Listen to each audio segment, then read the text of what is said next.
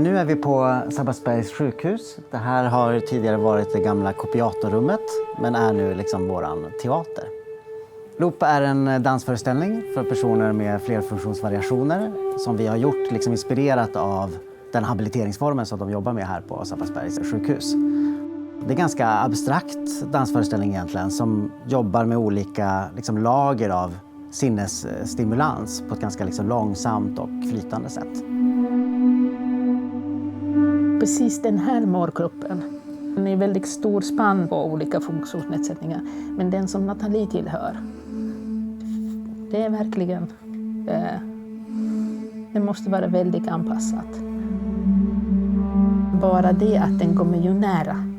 Det är inte någonting som du sitter någonstans och betraktar, utan du blir delaktig. Till lagunen och korallen kommer man om man har omfattande intellektuella svårigheter. Och man har svårigheter att få till sig sinnesstimulering i vardagen. Så till oss kan man komma och besöka sinnesrum. Och då har man ett syfte med det. Exempelvis avslappning eller att hitta stimulans som väcker nyfikenhet. Snoselen är ju en teori kan man säga, eller ett förhållningssätt. De kommer ifrån Holland från början. Bakåt i tiden så var ju de patienter vi möter, det var ju mycket förvaring. Det var kanske inte så mycket möjlighet att utvecklas så. Man behövde mer. Man behöver få möjlighet att utvecklas. Man behöver få möjlighet till känna på saker, lukta på saker, känna vinden ute. Allt det som vi själva också upplever varje dag man kanske inte tänker på.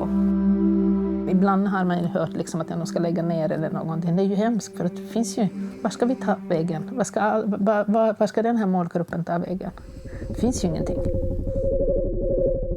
Det som har varit liksom intressant med den här målgruppen är att de förhåller sig inte så mycket till metafor eller representation egentligen. Så att vi har försökt frångå helt och hållet ett berättande och snarare bara jobba med olika starka, liksom ganska sublima sinnesuttryck, både ljus och ljud och rörelse. Och de här olika liksom, lagren av sinnesuttryck går liksom in och ur synk med varandra. Det har gett liksom en annan typ av frihet, kanske koreografiskt också, när man måste frångå vissa av de liksom grundläggande principerna i teaterkonsten som kanske handlar om narrativ, berättande, metafor. Unga Dramaten, vi har ett uppdrag att göra scenkonst för barn och unga mellan 3 till 16 år. Ingenstans i vårt uppdrag står att vår publik måste ha en viss typ av funktionsuppsättning. Tvärtom ska vi aktivt arbeta för att tillgängliggöra vår scenkonst för nya målgrupper. Och vi vet att den här målgruppen befinner sig väldigt långt ifrån teatern. Helt fantastiskt bara den att det finns en tanke att man gör någonting sånt där. Jag tror att väldigt mycket hänger ihop att man känner inte målgruppen, de är osynliga, de är jämförelsevis ganska få för att de fanns inte förut. För att de överlevde inte helt enkelt. Det är väldigt svårt när det är uppe på någon scen, det är jättesvårt att ta del utav. Det är ny miljö och högt musik, det kan vara skrämmande istället.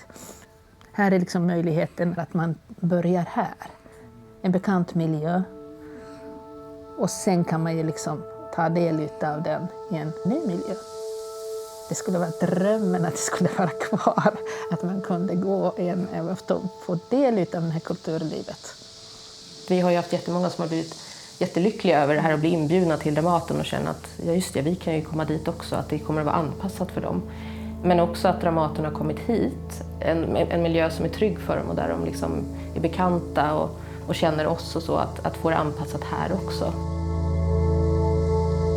Recensionen får man genom bara att betrakta tittaren. Det kommer inte vara några skrivna recensioner utav målgruppen. Jag kommer att märka hur hon reagerar. Hon är så nyfiken så på något sätt reagerar hon på obehag, om det skulle vara obehagligt, eller med behag eller nyfikenhet. Jag har lärt mig jättemycket. Jag har lärt mig att den här målgruppen är väldigt, väldigt heterogen. Men jag är samtidigt stärkt i vår grundtes som är att scenkonst av högsta kvalitet är viktigt för alla människor i livets alla faser. Så jag är än mer stärkt i vårt uppdrag som handlar om att försöka se till så att fler får mer scenkonst.